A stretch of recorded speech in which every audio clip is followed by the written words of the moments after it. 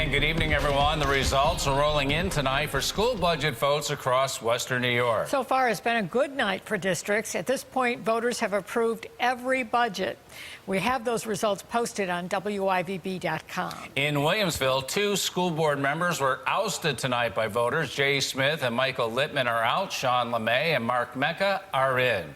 News 4's Dave Graber is live tonight in Williamsville with the latest on a big turnout at the polls there. Dave? Well, Don and Jackie, it was certainly a very busy day at the ballot box here today in Williamsville. Here at Williamsville North High School, there were standing room only at some points, lines that stretched several people deep as people were casting their ballots.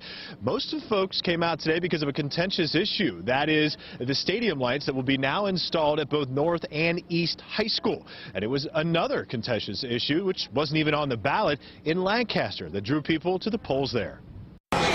Voters in Williamsville said yes to a $4 million plan to erect stadium lights at North and East High Schools. They also said yes to more than $40 million in building improvements and new artificial turf.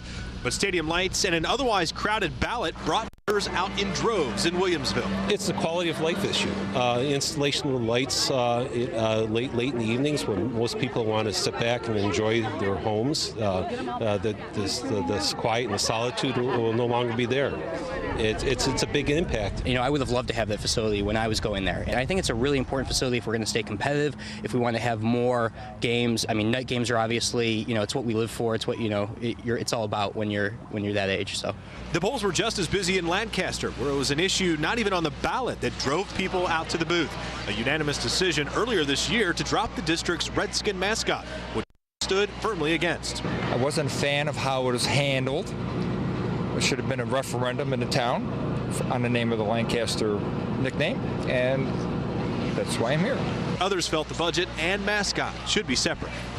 Well, having 3 kids, we want to make sure that the money is going where we want it to go with the schools and kind of take care of their future and, you know, do what's best for them.